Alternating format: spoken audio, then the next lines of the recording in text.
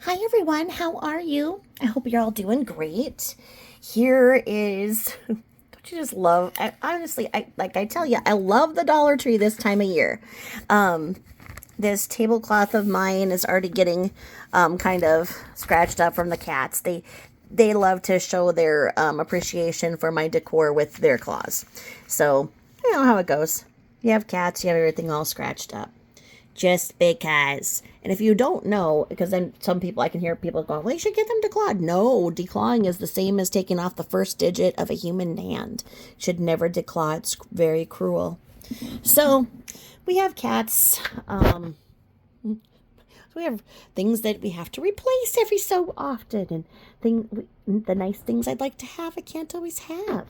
But this tablecloth was just $5 from the Dollar Tree. It's just so cute. I just thought it'd be great for this series of narrating the Katie Joy lies with my LED crystal ball from the Dollar Tree. It goes right here on this one right here. Fortune teller. Let's say the psychic of Salem. Potions of elixir with a skeleton key. Curiosities, oddities, and bat wings, lightly salted. Oh, you know what? Oh, oh. Well, you know when I got trolled by we know who it probably was, that they said that my channel is not professional.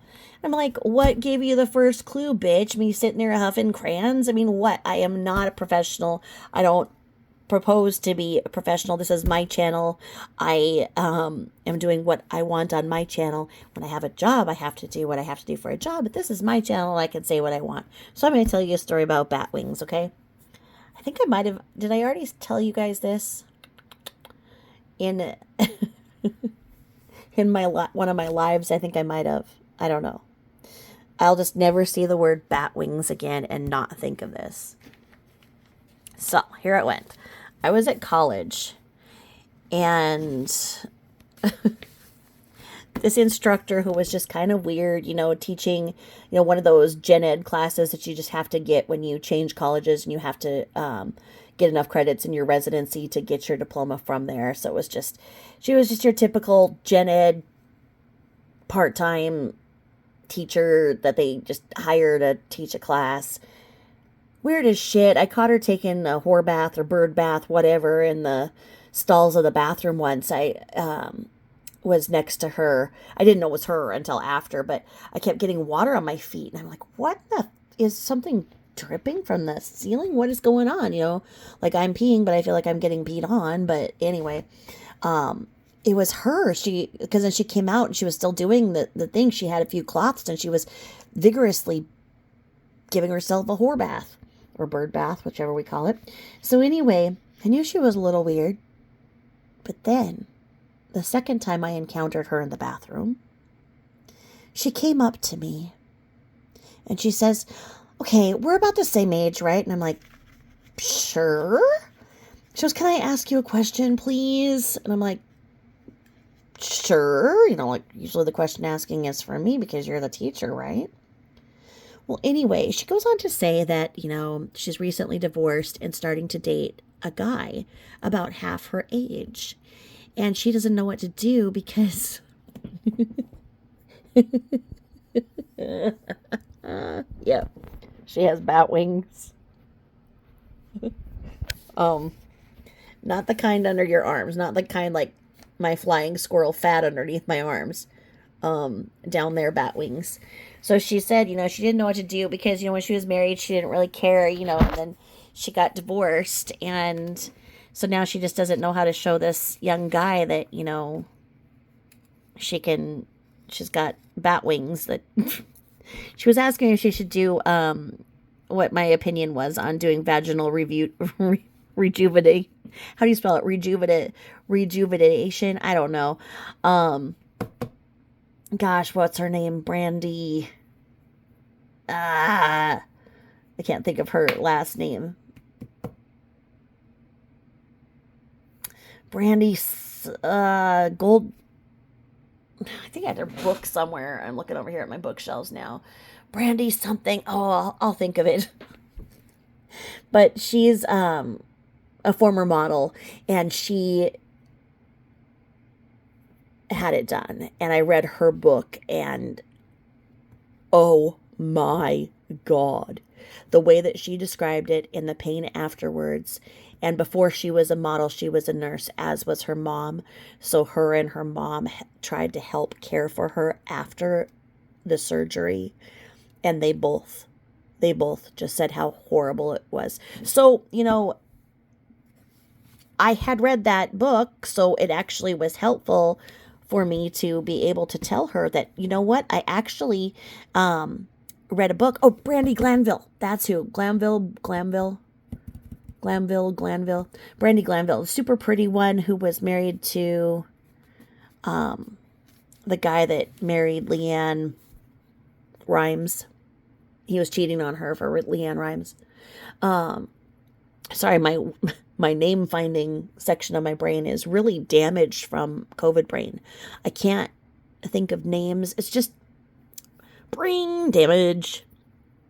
Anyway, the surgery was terrible. And so I had to tell her. I was like, look, I was reading the book from Brandy Glanville, and she actually had it done because she was in the same situation. She got divorced, and she, kind of felt like, gosh, if another man is going to see this, what's it going to be like? And she got it done. And like I say, I mean, the amount of pain and stuff. Well, I told her, I said, you know what? I was like, you're beautiful. You're in shape. He's not going to even think about that. He's not going to notice that. That's your insecurities. You know what I mean? She's like, no, I have bat wings. She like puts her hands like near her skirt, like she's just showing me. I'm just like, oh God, so I started like, going for the door because I did not want to see, because then how am I going to look at her again in the class, right? So anyway, she's like, do you really, I'm like, you are fine. I was like, you know what? And good for you. You're being a cougar. And I just gave her some, I just kind of told her it was that, but because honestly, from the way that Brandy Glanville described it, I would not recommend it. I don't think I'd recommend it even if I had not heard it from Brandy Glanville. But I just think that, when you go back into the scene and, you've been with the same man for a while, you really, especially if you had kids and stuff, you really feel like your body's changed in a way and stuff. And as a person who was divorced and remarried, I'm going to tell you, guys don't care. They do not care at all. They care about if you're confident, if you're clean, if you know what I mean. That's all they care about. They don't care about the other things. So now you may have the same curse, and when you see anything that says bat wings, you too might think of me getting cornered in the bathroom by my weird ass instructor who's on the prowl. Bet you didn't think of that when you turned on to C-section, when you got turned on here, huh? We have to have a little bit of fun with this, because honestly, this is the biggest shit show I have ever seen in my life. This thing, and I'm telling you, I have in my law and justice program for my undergraduate, we had several classes where we brief cases. So you go through different files and basically just provide a summation to do a report on this case or that. And you're just basically condensing it. As you see, I could take each one of these motions and tell you, in 3 sentences or less, what really happened in this motion. But for the purposes of this story, I believe that word by word, line by line, page by page, motion by motion is the only way that people are going to start getting a clue about who they are following. And they might have the same kind of brain damage as I do, but they've got to get a clue, because continuing to support, encourage, and cheer on somebody who is so hateful of other women, and especially mothers, is not healthy. It's not common So that's why I have a hard time understanding how she has such a high subscriber count. My channel's small, as we all know. I have consistent growth. I've been at this for 15 months now, and I mean, I'm growing at the rate that is pretty average, because every single one of you is subscribed for your own reasons, for your own reasons for liking, or I don't feel like I have very many hate watchers. I feel like the people that send me hate and stuff are not subscribed. When I go on my lives, I can usually see most of you look familiar, that we've had prior interactions and have other conversations going on, whether through my personal email or through comments and stuff like that. So I feel like I really like the community that we have here, and I never see anybody getting attacked in the comments. There was a lot of that going on with I don't want to say it, I've been Michelle free for how long now? Now I'm breaking my streak again. I'm falling off the wagon and saying Michelle again. But with Michelle, there was so much hate and harassment I was getting on behind the scenes, and then it would carry over and you'd see it in the comments. And most of you, had my back, so that I wouldn't even, by the time I saw it, you guys had already chewed up the troll. I didn't have to do anything. But I just didn't think that there would be that many people out there hating on the Duggars and Sister Wives. I don't really know where that stems from, where Katie Joy got her niche, where she found this cohort of other women that want to hate other women. I mean, TLC has its fan base for each particular show, and they can be aggressive. The 90 Day Fiancé crowd is what it is. The gypsy crowd was what it was. And I'm not doing a racial slur. They had that show called Gypsy Sisters, and my big fat American gypsy wedding. So I'm not saying anything bad. I'm saying the name of a title of a show. I think they like to be called Romney now, but I mean, most of the girls on the show refer to each other as Gypsy Sisters. So I don't know how that became a pejorative term, but it did. Anyway, Facebook seemed to be the place where those fan groups would come together. And I don't know if it was just time for it to get bigger, and Katie Joy was in the right place at the right time and took her following from Facebook onto these other platforms. And that's how she became what she is. I'm not really sure which came first, the chicken or the egg. Because she didn't have a following before the Duggars, I don't think. So what it went Duggars, Sister Wives, then just any woman that was attractive that she went for, that she found that hating other women gives her life. It's just so weird. I am drinking Crystal Light, my mango. I accidentally bought the Crystal Light that was caffeinated.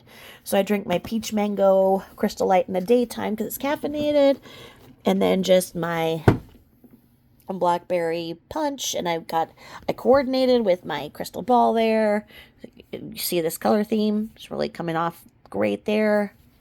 So get yourself something to drink too. And as you know, mine is a listening channel. So you won't be missing anything if you can't see. I'm doing this with paper and pen, not pulling it up on the computer, just I want to feel it. I want to see it. I want to mark it up. I want to see what's going on, as you guys have seen. I have everything going, so I'm trying to go basically chronologically and then based on how things were filed. So on my community post yesterday, I posted something that came up in my feed, and it was a man from a channel, Civil something, and Menace to Sobriety had posted what he said. And this was a clip from 6 months ago. So it was interesting that it was back in the algorithm where it came up as a suggestion for me. And this guy who was talking, you might have seen it on my community page, but he said that the court said that this is the day for Katie Joy, that she has a 70% chance of winning, and the other side only has a 30% charge. So the Katie Joy's counsel should be jumping for joy. This is a great day for Katie Joy, and without a crystal ball. Now, when I first saw it, I was like, what? Because, I went to the hearing. There was nothing even close to that being said or anything being said in that manner.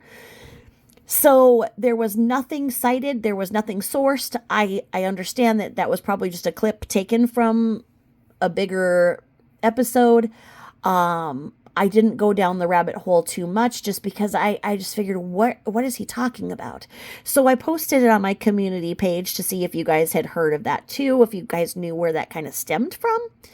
And, where I'm going back and reading these complaints that were filed a year ago, maybe we'll find something in here where they denied something and said that while they're looking into their crystal ball at the Wright County Courthouse, ooh, maybe they got one of these too at the Dollar Tree.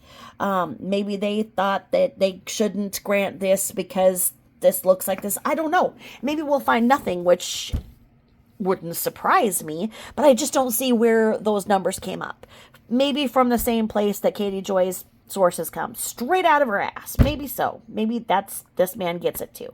I don't know. I'm looking forward to figuring it out with you.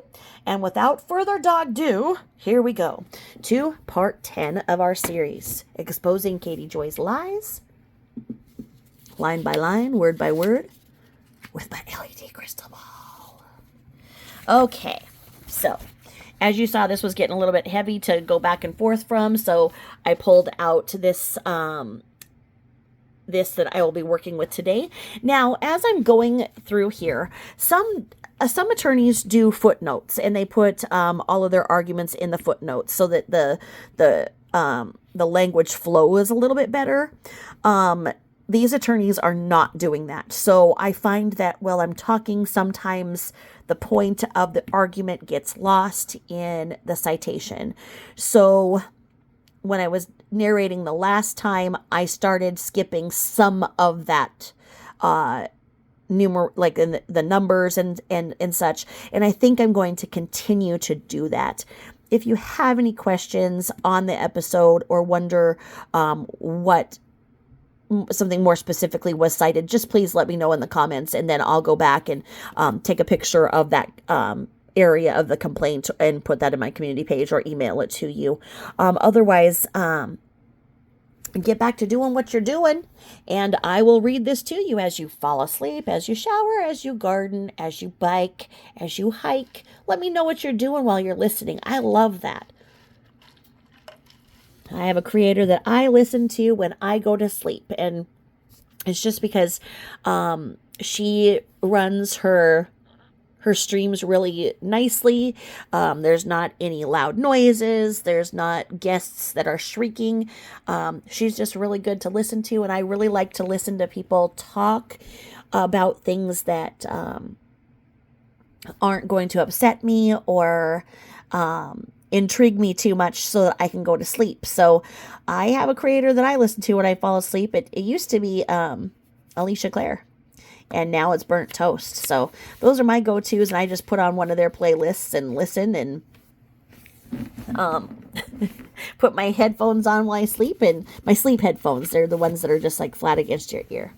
So if I do that for you, I'm continuing the cycle, and believe me, I've been told I am better than Ambien. So if you are using me to sleep, that's fine too. Maybe soon I can induce anesthesia for surgeries. You just turn on my videos and I put you into a trance. Who knows?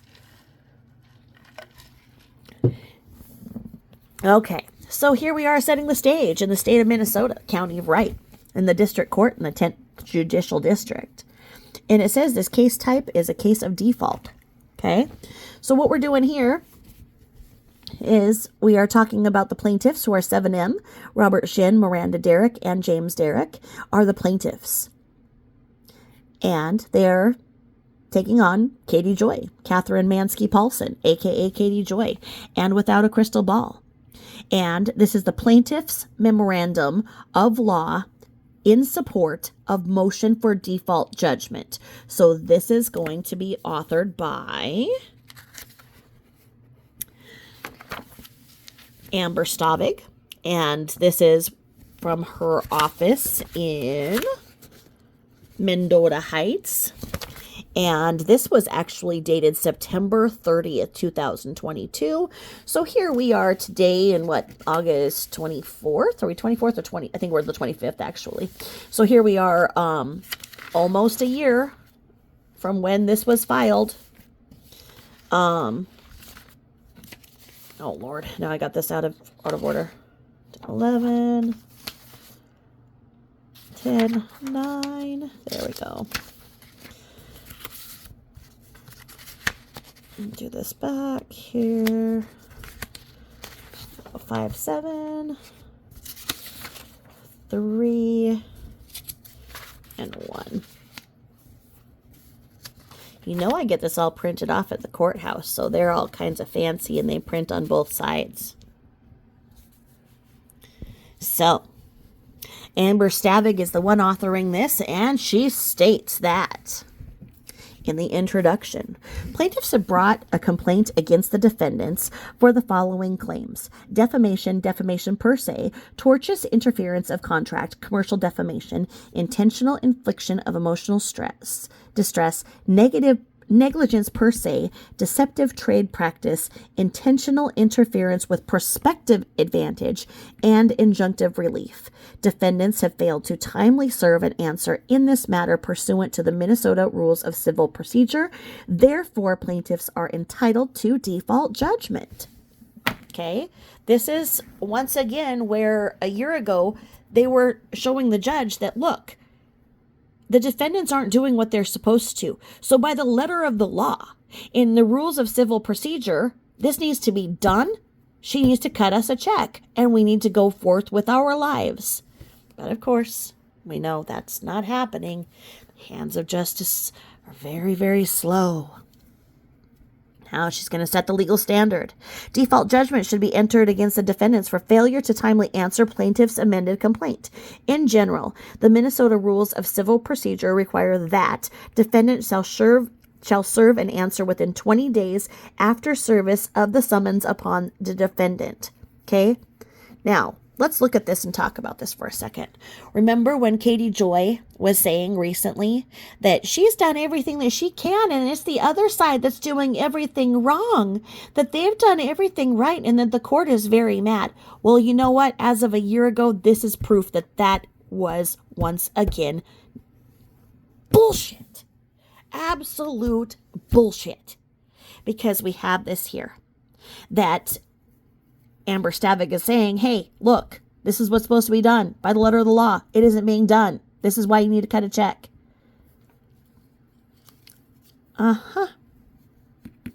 This is it. So we go here, and Amber says, however, a service of motion alters this period of time. Okay. And it says, if a court denies a motion, the responsive pleading shall be served within 14 days after service of notice of the court's action, with emphasis added. Remember that movie, Emphasis? Emphasis added. So let's do this with emphasis added. Let's go. Okay.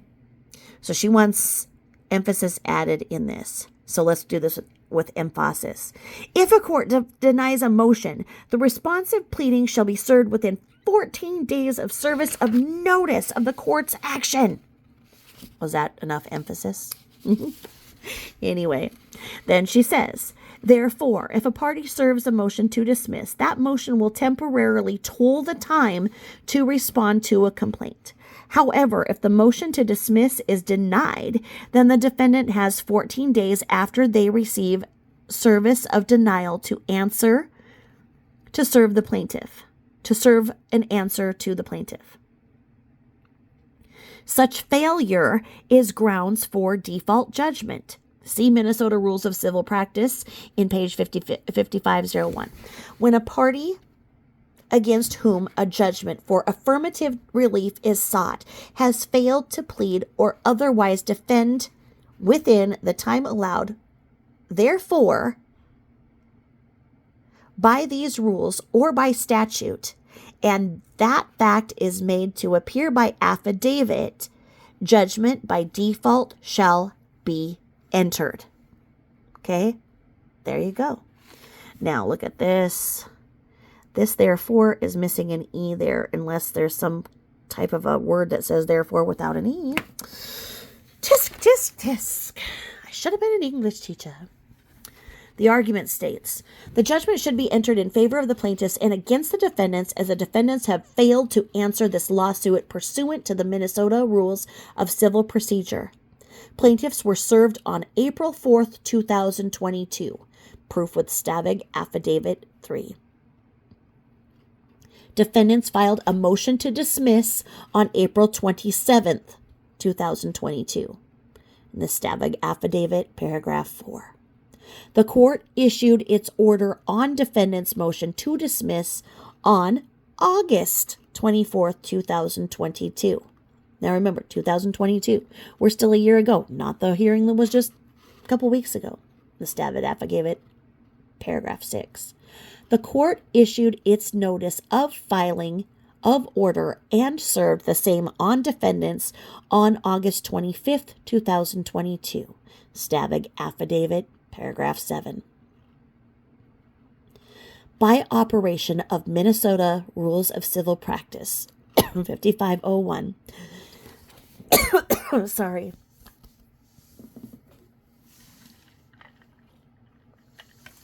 I'm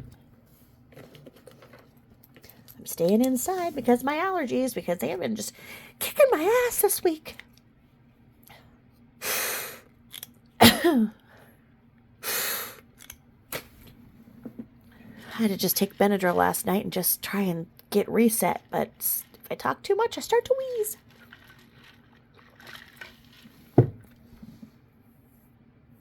All right, sorry about that. So, this is saying that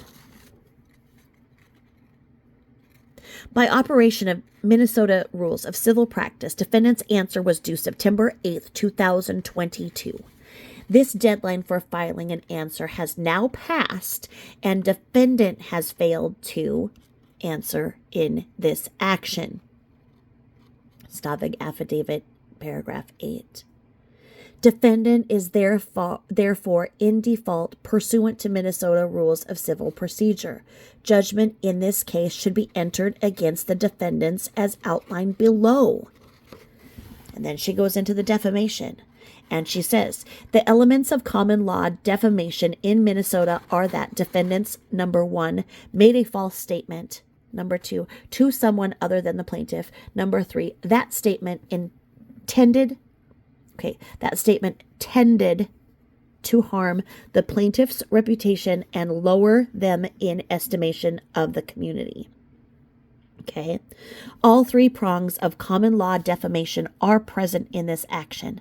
Defendant made numerous false statements. Some of the false statements are included in the amended complaint. Others have been made since the amended complaint was served and filed. And these false statements were presented to third parties as defendants published them through social media. These false statements not only tended to harm plaintiff's reputation and lower them in estimation of the community, but many of these statements were also made with the intent to harm plaintiff's reputation, such as accusing the plaintiffs of being associated with a cult. The question of whether a statement's language reasonably conveys a defamatory meaning is one of law for the court to decide.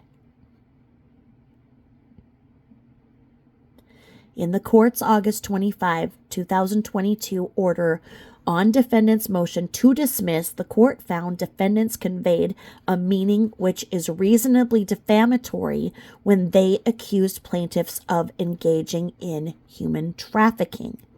Now it sees see August 25th, Order 6. So we can see that there has been something here where the court did do something. So will we find that in here, or is that part of what is protected?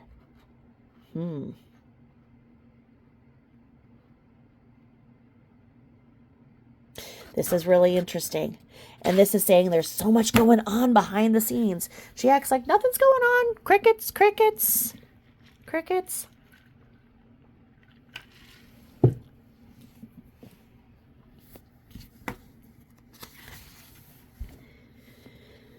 In addition to the human trafficking claims, defendants have claimed plaintiffs have committed other crimes of moral turpitude, including kidnapping, waterboarding, sexual assault, and that plaintiffs are a cult similar in nature to that of Jim Jones's cult. And that was found in the amended complaint in paragraph 26.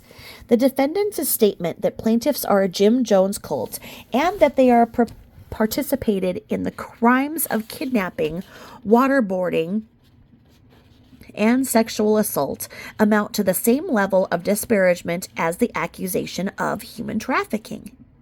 Given the egregious nature of defendants' false statements against plaintiffs, it is proper for this court to find them defamatory. Now, she put a little asterisk there, and because this is just to remind you, Jim Jones was the leader of the People's Temple cult who initiated a mass murder-suicide at the Jonestown compound in Guyana.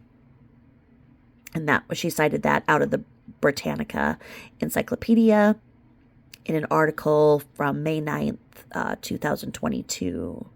And she cited it secondarily with the Britannia.com biography on Jim Jones. Now, as a result of defendants' defamatory statements and continued character assassination against plaintiffs have suffered devastating personal and financial losses. Plaintiffs have seen numerous business contracts canceled as a direct result of the false statements made by defendants. Whew. Uh-oh, here we go. We've got some numbers now. Yes, we do.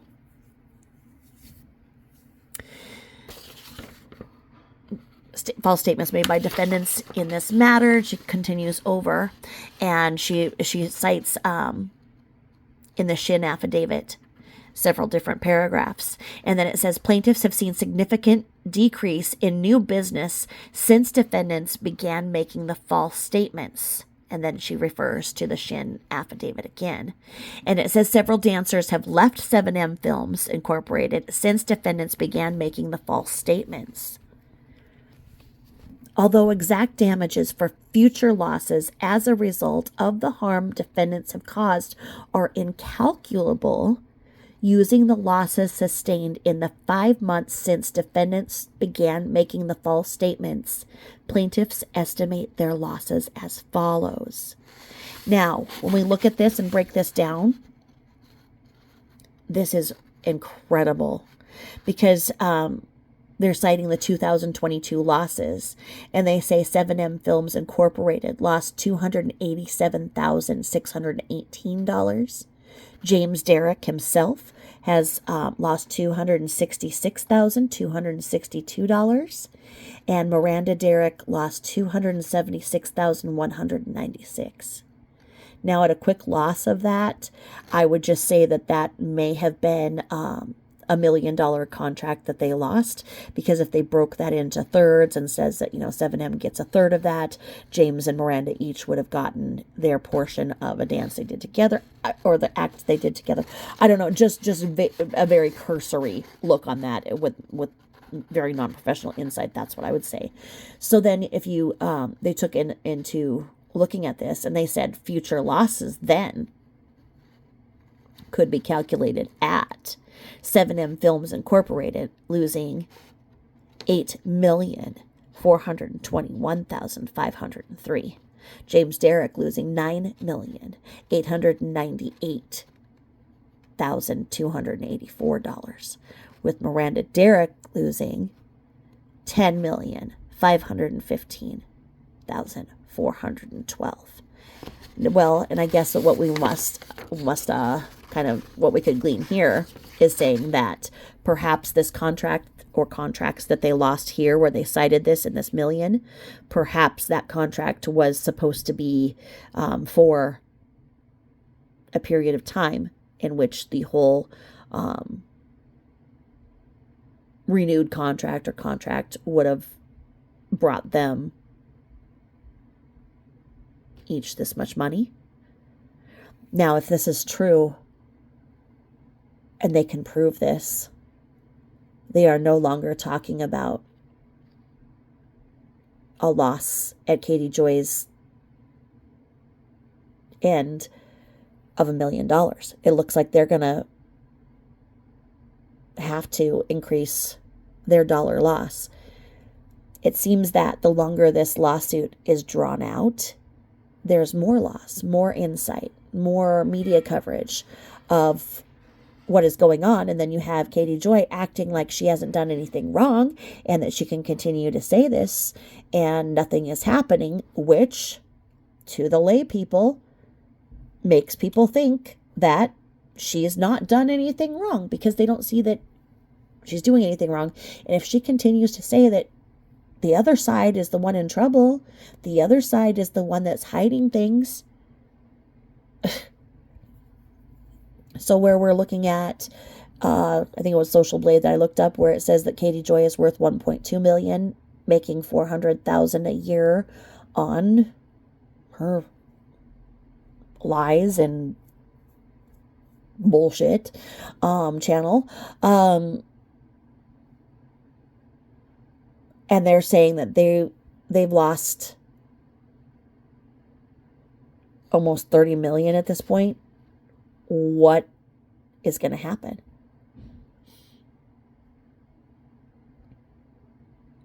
I don't know why she's not scared to death and doesn't say, I'm sorry I said this. Let me write out an apology and a check. I don't understand. Unless she has some serious witnesses that she's going to pull out of her ass, then this doesn't make sense to me. All right, so now those numbers are referred to in the Shin affidavit. And now we go forth, and Amber Stavig for the plaintiff states that plaintiffs have also suffered lost expansion opportunities based on the cancellation of contracts with multi-billion-dollar franchises. Plaintiffs estimate the lost value of these opportunities to be at least $10 billion. Holy moly. This is huge.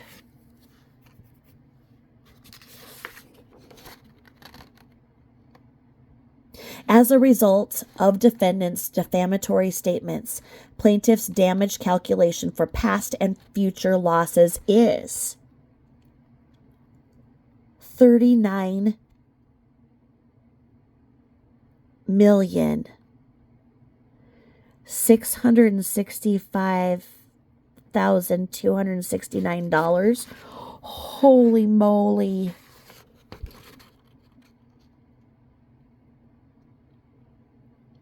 What?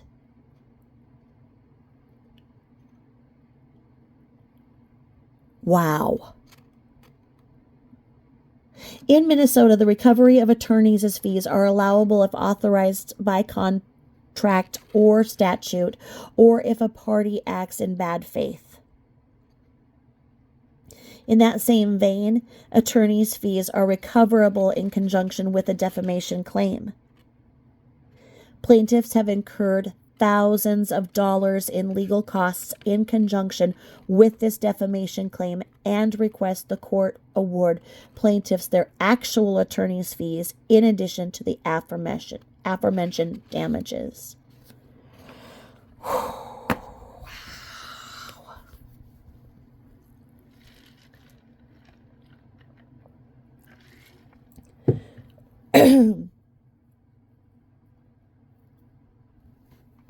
For the foregoing reasons, defendants' false, malicious, and relentless attacks on plaintiffs constitutes defamation under Minnesota law.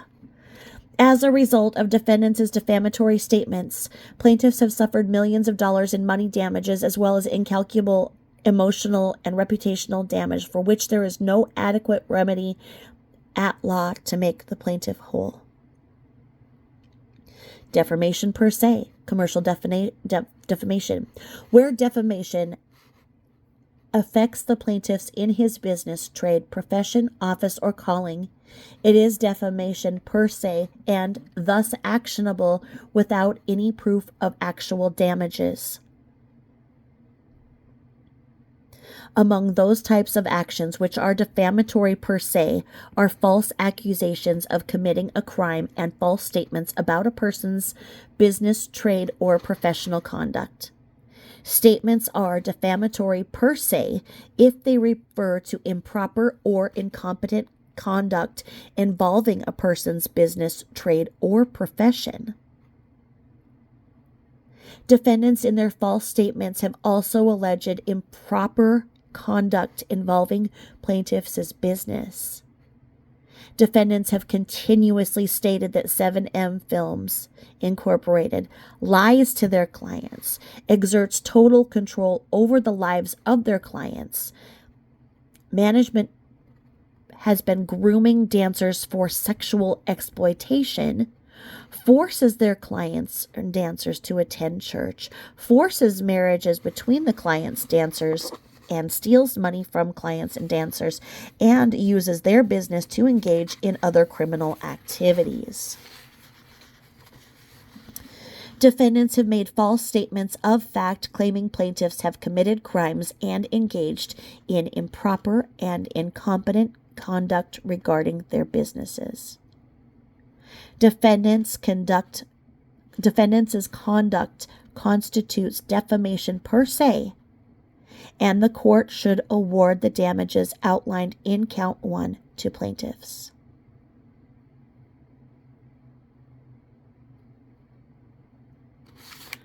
Wow.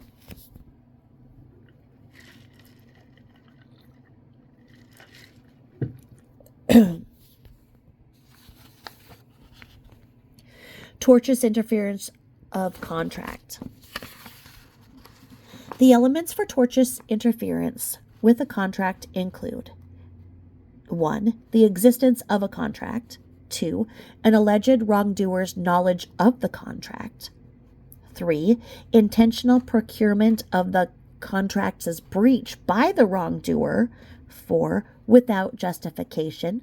5. That results in damage. All elements are satisfied in the present case. The plaintiffs include established content creators and growing management company that holds numerous contracts with various organizations. Defendants, by their own admission, have knowledge of these contracts. Defendants have procured breach of these contracts by using their social media influence and personal connections to convince parties who have signed a contract with plaintiffs to cancel them and cut ties with the plaintiffs. One such example is when the defendants boasted online about interfering with plaintiff 7M's contract with the Los Angeles Clippers and posted the evidence on Instagram. Other lost contracts include, but are not limited to, agreements with Bang, Chatbooks, and Do Fasting. Defendants' procurement of these breaches is unjustified. Defendants had no interest in any contract involving plaintiffs. This interference has resulted in monetary and reputational damages. Plaintiffs' estimated pecuniary losses from the cancellation of these contracts is in the millions. I'm sorry, I'm not familiar with this word here where it says I think it says pecuniary, Pecuniary. I'm sorry if I said that wrong. Then we go to the argument for intentional infliction of emotional distress. Intentional infliction of emotional distress has 4 elements. Number 1, extreme and outrageous conduct. Number 2, that is intentional or reckless. Number 3, that causes emotional distress. And number 4, that is severe. Extreme and outrageous conduct is conduct that is so atrocious that it passes the boundaries of decency and is utterly intolerable to the civilized community. Emotional distress is severe when no reasonable person could be expected to endure it.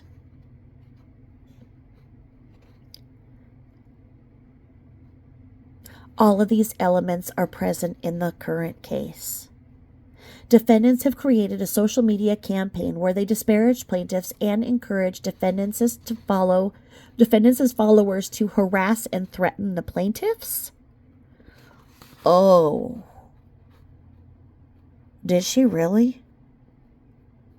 Hold on. Did she have her followers do this? Whoa.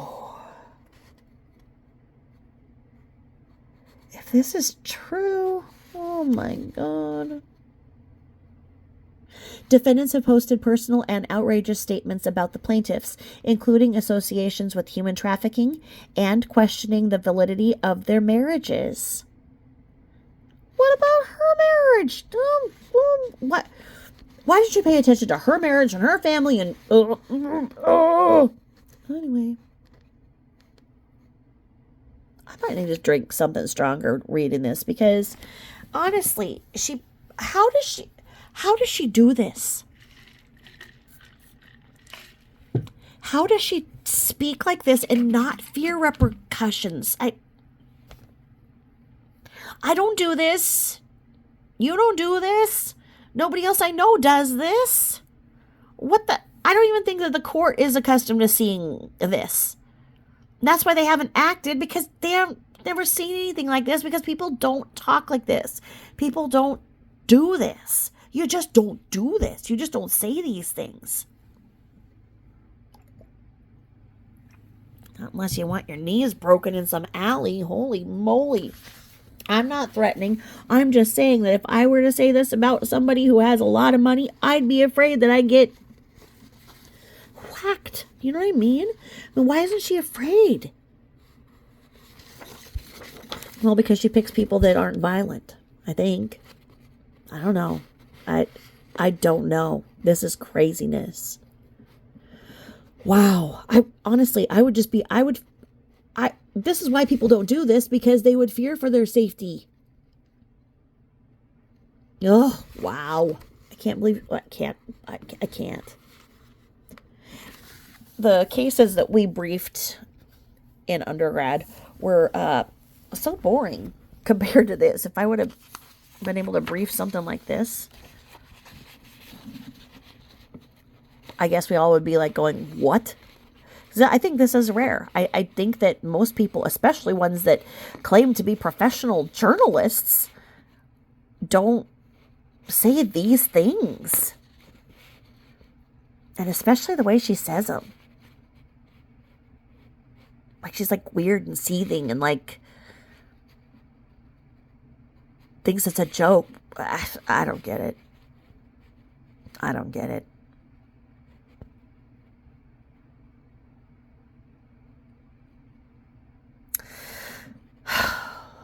The defendant's assault on plaintiff's character has caused the plaintiffs to lose numerous business relationships.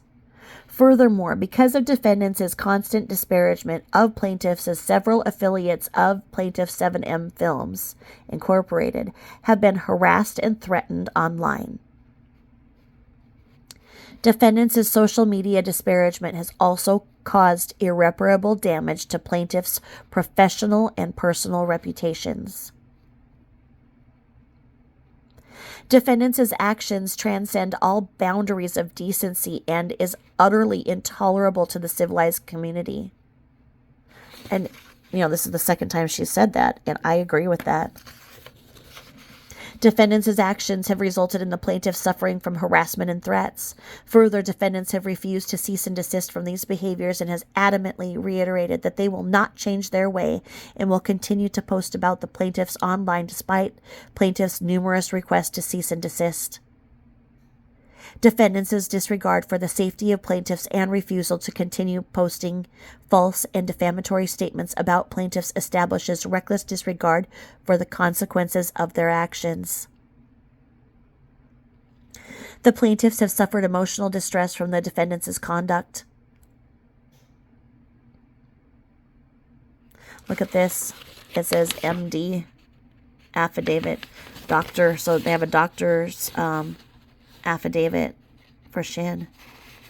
That means that at least looks like Shin has had to go to the doctor from suffering from severe emotional distress. She doesn't even care that she's hurt other people. Oh. She's a cold fish of a woman.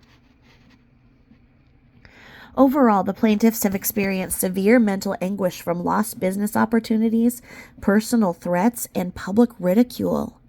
No reasonable person should be expected to endure such continued, relentless trauma. This breaks my heart. This is hard to read because she's hurting people. There are real people on the other end of her senseless, seething, paparazzi, Inquirer, shock jock, Andrew Dice Clay type reporting. There is no media outlet. There is no journal. There's no journalistic privilege involved when you are saying language such as this that causes people to lose their livelihoods and suffer like this. What the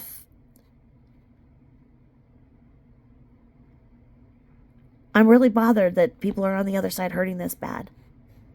And I hope that by exposing what she's doing, word by word and line by line, that we are making a difference in showing that we are standing up for 7M and the Derricks and others that say this is wrong and it has to stop. Because all that happens in these lawsuits when they're stopped for other reasonings is that she just goes her way and then takes one part out of it and tries to make herself look wonderful and say this is just part of it's just part of her career. No, it's not. This isn't part of anybody's normal career. This isn't normal. This is destructive bullshit. And she should be ashamed of herself. If the other side was actually doing these things, law enforcement would be involved. And I don't see that at all. I don't see any proof of what she's saying at all.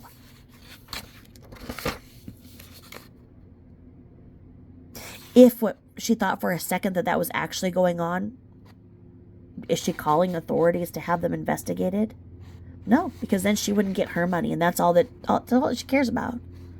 People need to stop supporting reckless behavior.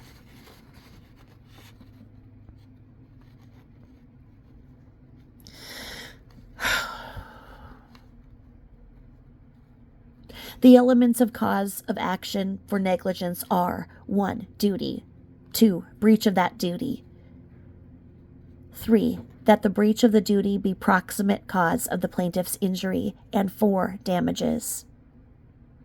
Negligence per se is a form of ordinary negligence that results from statutory violations.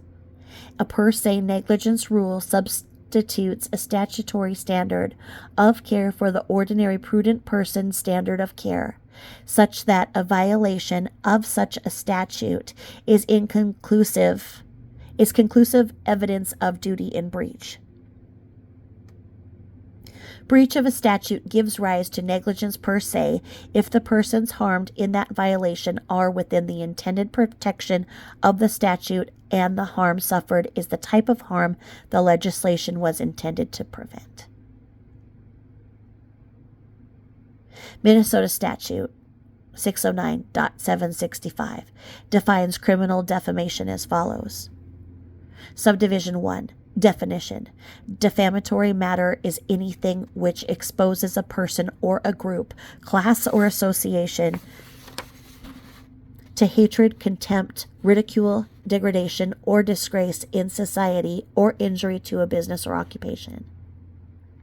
Subdivision 2 states that acts constituting whoever with knowledge of its false and defamatory character orally, in writing, or by other means communicates any false and defamatory matter to a third person without the consent of the person defamed is guilty of criminal defamation and may be sentenced to imprisonment for not more than 1 year or to payment of a fine of not more than $3,000 or both.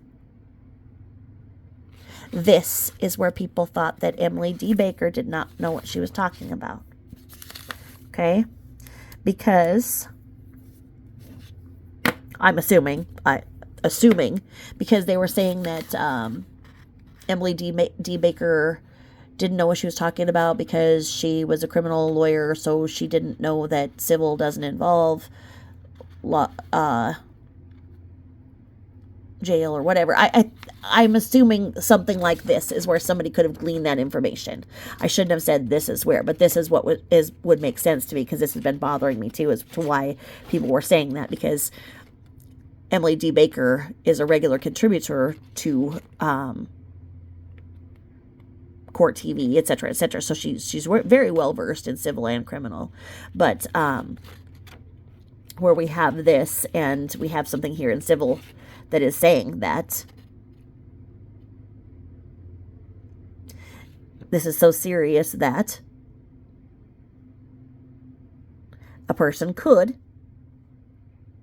go to jail, where it says sentenced to imprisonment for not more than 1 year or to payment of a fine of not more than $3,000 or both. Okay, so we know that Katie Joy is insured, as we've checked out, with the business license, as I've stated. So she's insured, so she has the money, so she would do this. If it was my broke ass, I'd be in jail until the end of time, but that's why I don't say reckless things. And if I say something, I better be able to back it up, which I do, and I will. And if Katie Joy takes me to court for me standing up to her, that's fine. I'm prepared. People keep warning me that, she's going to come after me. She's going to come after me. And it was a big decision on my behalf to take this stance against her. I didn't take it lightly. And I consulted with my family and apologized to them for the stress that I may bring into this home. And warned them that if a super ugly chick comes on our porch with a crooked chin and a nose that also looks like it's running from her mouth, do not answer the door. So with that being said, back to the complaint here. Defendants have knowingly communicated false and defamatory material about plaintiffs to third parties without the consent of plaintiffs. These acts, as previously explained, have caused hatred, contempt, degradation, disgrace in society, and injury to business and occupation to plaintiffs. As such, defendants' conduct amounts to criminal defamation in violation of Minnesota Statute 609 TAC 765. Therefore, the elements of duty and breach necessary for negligence per se have been met. Defendants are the proximate cause of plaintiffs' monetary and reputational damages. Prior to defendants' first social media posting about plaintiffs had growing businesses and social media followings. Month after month, plaintiffs saw increases in social media followers as well as increased business. Following defendants' defamatory social media campaign against plaintiffs, they had contracts canceled, prospective clients dropped out of negotiations, social media followers stagnated or decreased, and sales and income dropped significantly. Some of these contracts were canceled as a direct result of the defendants' defamatory statements. But for the defamatory statements made by defendants and the dissemination of those statements by her thousands of social media followers, plaintiffs would not have suffered the harm they have been suffering since March of 2022. Plaintiffs have suffered emotional, reputational, and monetary damage as described above. And here we are to the deceptive trade practice.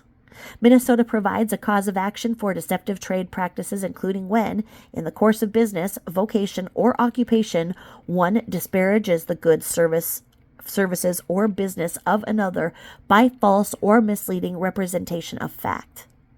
The Court of Appeals of Minnesota has clarified that this tort is aimed at events that occur in the course of a business or trade. Overall, one can be liable for the tort of deceptive trade practices if, number one, a person acting in the course of their own business or occupation, number two, renders a false or misleading representation of fact, number three, that relates to the plaintiff's business or trade, and number four, that caused damage to the plaintiff's trade or business. All factors are current in the present case. Elements 2 through 4 of this claim have already been addressed by plaintiffs in this memorandum. Plaintiffs will therefore focus on element 1 of this claim, that defendants engaged in this behavior in the course of their own business or occupation. Defendants monetize their social media presence by creating videos and internet postings through various social media accounts, including Instagram, YouTube, Twitter, Facebook, and TikTok. In the amended complaint 13 through 20. All of defendants' statements were made on their main page Without a Crystal Ball, which is the page for Without a Crystal Ball LLC. Therefore, the defendants' statements about plaintiffs were made in the course of their business. Overall, the defendants' false and defamatory statements about the plaintiffs constitutes deceptive trade practices under Minnesota Statute 325D and 44, and plaintiffs are entitled to judgment accordingly.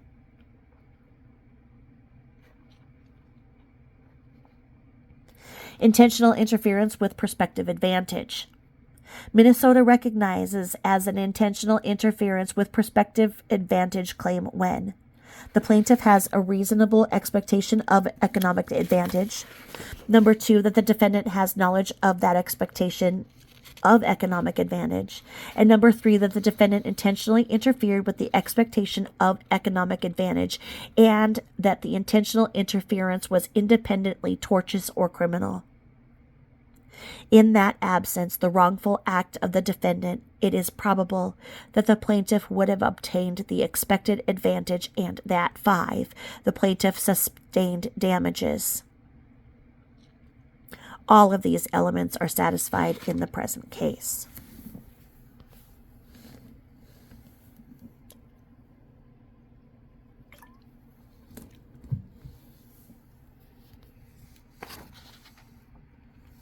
Prior to defendants' social media attacks, plaintiffs had contracts and financial agreements with various entities. Plaintiff 7M Films Incorporated sales from the year 2021, the first year they were in business, exceeded $1 million. From February to December of 2021, plaintiff Miranda Derrick brought in over $150,000 in sales with 7M Films. From January to December of 2021, plaintiff James Derrick brought in over $350,000 in sales with 7M Films. Plaintiffs in this lawsuit had a reasonable expectation of economic advantage as they were making significant money through their business prior to defendants' statements. Defendants had knowledge of the plaintiff's expectations as they promised to interfere with and directed their followers to interfere with plaintiffs' economic opportunities until no one works with the plaintiffs again. Defendants' interference was clearly intentional, as they publicly boasted about interfering with at least one economic opportunity with the Los Angeles Clippers. This interference was also independently tortious and defamatory, as described above. In the absence of the defendants' intentional interference, the plaintiffs likely would have obtained their expected economic advantages. Plaintiffs have suffered damages from the defendants' intentional interference since their calculated lost profits are in the millions of dollars. All of the factors for intentional interference with economic advantage are present, and plaintiffs request that the court enter judgment accordingly. Injunctive relief. A party seeking permanent injunctive relief must demonstrate that, number 1, there is a risk of irreparable harm for which no legal remedy is adequate, and 2, that the injunction is necessary to prevent great and irreparable injury, and irreparable harm can be actual or threatened, and the party seeking permanent injunction must show that irreparable harm is likely, not just possible.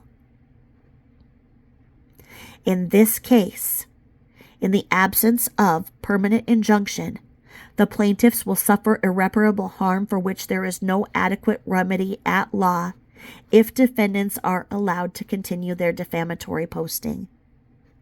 Defendants' defamatory behavior has caused the plaintiffs emotional and reputational damage for which there is no remedy at law. Plaintiffs' public images have been permanently sullied due to the malicious and defamatory attacks on them by the defendants. Plaintiffs' business is centered around social media likes, follower count, and likability. Money is not a substitute for a good reputation. No amount of money can compensate the plaintiffs for the public ridicule, shame, and damage to their reputations as they have had to endure due to the defendants' conduct. If the defendant is allowed to continue, this damage will only intensify. Defendants will not willingly cease her defamatory campaign against the plaintiffs. Court action is clearly needed here to prevent further harm to the plaintiffs, and the court is authorized to grant the requested relief. And this is citing a court case where it says that the affirming district court decision where plaintiffs had brought defamation action seeking an order required defendant to remove statements and videos from the internet. And it says here that they had ordered removal of false and harassing statements online in a previous case. And it goes on to say, given the ongoing harm by the defamatory posts, continued existence, and defendant's failure to voluntarily address the issue, the requested injunctive relief and the amended complaint seeking a permanent injunction from further defamatory posts is appropriate. The conclusion is, plaintiffs set forth a valid legal complaint in this matter, and defendants have failed to timely serve an answer pursuant to the Minnesota Rules of Civil Procedure in this lawsuit. Plaintiffs have properly set forth proof of damages in this matter, which supports the relief requested in the complaint. Therefore, judgment should be entered in favor of plaintiffs and against defendant as outlined in plaintiff's proposed order to the court. And this is where it's signed under the Dudley and Smith letterhead, and it is written by Amber J. Stavik, and the last page is just her address. So there we have it. We are getting heated up here, and this was a year ago, and I think that this is where people were starting to get frustrated that nothing's getting done, that they're just doing this back and forth. The other side is dragging, and it's proven that they're the ones dragging. The defendant was not answering. And that is proven here. Here she goes a year later saying, oh no, they're not doing that. I don't know how Katie Joy is so confident in Katie Joy. But maybe 7M will make a difference in her opinion of herself. Let's remember that the other cases, it's not that she won them. It's that Tati's case was flawed from the beginning because of the jurisdiction. And that's where it was dropped.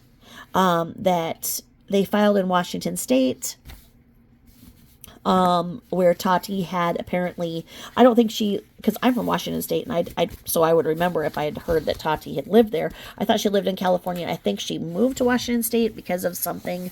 I don't know. I thought somebody said because of the emotional distress or something of the company, the issues that were going on, whatever. But that was an easy quit to say that this is not in the right jurisdiction, so it must go. I don't know why it didn't continue from them. Then I don't know why they would have filed in the wrong jurisdiction to begin with. The attorney that did that wasted a lot of money. The Chris Chrisley one, Chris Chrisley ended up having so many problems of his own that Katie Joy was just a wart on his butt. And I don't know how that one ended, but we're going to find out because I have everything from every other lawsuit that I can find so we can really find out what's going on in the background here. So it's not like she's had these other litigations and they're just going and seeing that, oh, she didn't do anything wrong. She's going to win again. Nothing could be further from the truth. There's a lot going on here. And I hope that this is starting to show that word by word, line by line. As I've always told you, the truth is between the black and white headlines. The truth is in the gray, between the black and the white. And what is the gray? The gray matter. And where's the gray matter? In your brain. You got to think. You got to read between the lines. And Katie Joy is not winning. With that, my friends, I will let you go. And thank you for listening to part 10. My Cash App is Tabitha Jane 13. I'd really appreciate it if you'd put some coffee money in there. I just love myself a pumpkin spice latte, and it is pumpkin spice latte time, so I'm switching over from my love of caramel ribbon frappuccinos, which I do with almond milk now, but I'm only buying them now if there's money in my Cash App, and there's not any money in my Cash App. So keep your creator here happy and put some money in for coffee, please. So my Cash App has a little picture of my boo-boo there, my boo-boo cat. So you know it's me.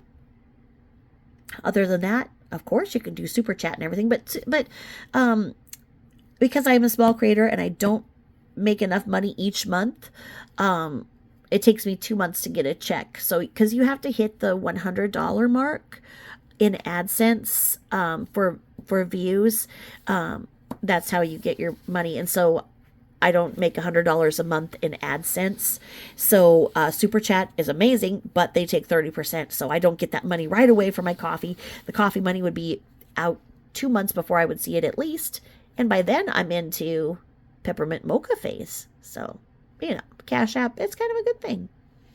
Anyway, thank you for listening, and I will catch you in part 11. Thanks for listening. Bye-bye.